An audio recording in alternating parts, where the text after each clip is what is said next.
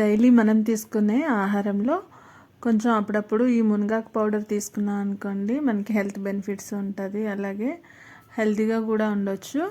అంటే డైలీ ఎలా తీసుకోవచ్చు అంటే, మన రోటీలో కానీ ఇలాగ దోశలో పైన వేసుకోవచ్చు కారపొడిలాగా, రైస్లో కూడా 2 ముద్దలు తినచ్చు స్టార్టింగ్లో. అలాగే ఉత్తి మునగాకు పౌడర్ని కొంచెం హాట్ వాటర్లో, గ్లాస్ వాటర్లో 1 స్పూన్ వరకు వేసుకొని బాగా డైల్యూట్ చేసి ఎవ్రీడే తాగినా కూడా బాగుంటుంది. పెరుగులో కూడా ఇది చట్నీలో వేసుకొని కలుపుకుంటే కూడా ఈజీగా తినచ్చు.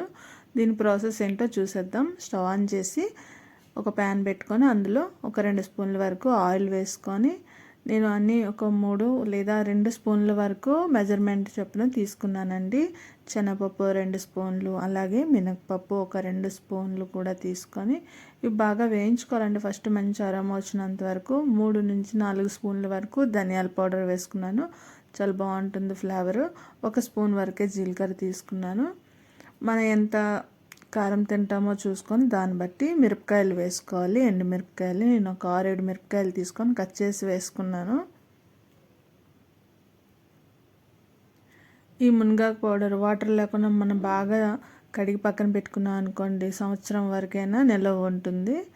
ఇగోండి ఇలా కడిగేసి నేను నైట్ అంతా ఫ్యాన్ కింద ఆరబెట్టేసుకున్నాను. అసలు వాటర్ ఉండకూడదు అనమాట, చాలా పొడిగా అయిపోవాలి.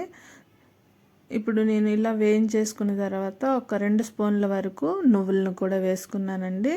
అలాగే ఒక పెద్ద వెల్లుల్లిపాయ తొక్కు తీసి వేసుకున్నాను. అది కూడా వెల్లుల్లి ఇలా ఫ్రై చేసినప్పుడే వేసుకున్నాం అనుకోండి, చెప్పాను కదా, ఒక 1 ఇయర్ వరకైనా ఇది మనకి నిల్వ ఉంటుంది. మనం ఫ్రిడ్జ్లో స్టోర్ చేయాల్సిన అవసరం లేదు.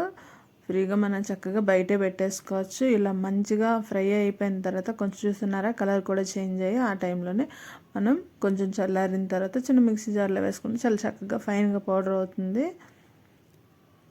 ఇలా వేసుకున్న తర్వాత ఒక చింతపండు అంటే ఎలా చెప్పను, ఒక మీడియం సైజ్ టమాటా అంతా, నిమ్మకాయ లాగా, ఓకే నిమ్మకాయ అయినా అవ్వచ్చు, అంత సైజు చింతపండు తీసుకోవాలి. ఒక 2.5 స్పూన్ల వరకు ఉప్పు పడుతుంది.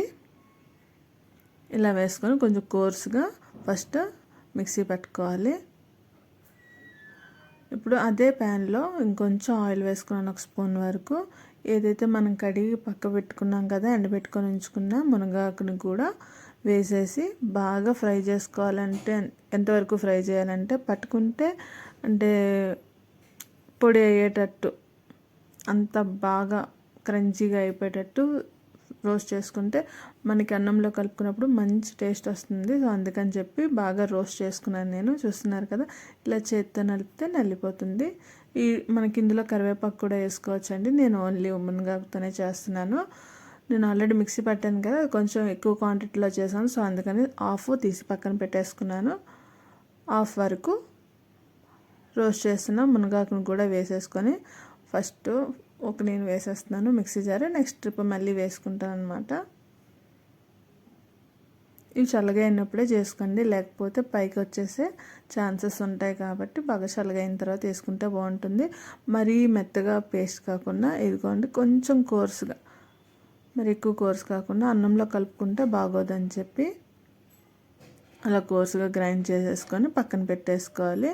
ఈ లోపల దోశ వేసుకొని దానిపైన కానీ మనం ఈ పొడిని కొంచెం చల్లుకొని గీతో కానీ రోస్ట్ చేసుకుంటే దోశకి మంచి టేస్ట్ వస్తుంది. అలాగే రైస్లో కూడా 2 ముద్దలు కలుపుకొని తింటే చాలా మంచిది. దోశతో చట్నీలా కూడా తినచ్చండి. ఒక 2-3 స్పూన్లు పెరుగు వేసుకొని ఒక హాఫ్ స్పూన్, కానీ ఇది మునగాకు పౌడర్ కలుపుకొని డైల్యూట్ చేసుకొని చట్నీలా కూడా తింటే చాలా బాగుంటుంది. పెరుగుతో పాటు మునగాకు పౌడర్ సూపర్ టేస్ట్ ఉంటుంది. డెఫినెట్గా ట్రై చేయండి. వీడియో కనుక నచ్చితే లైక్ చేయండి, అలాగే షేర్ చేయండి. మన ఆరోగ్యానికి ఎంతో ఉపయోగపడే మునగాకు పౌడర్ ఎవ్రీడే కన్జ్యూమ్ చేయడానికి ట్రై చేయండి.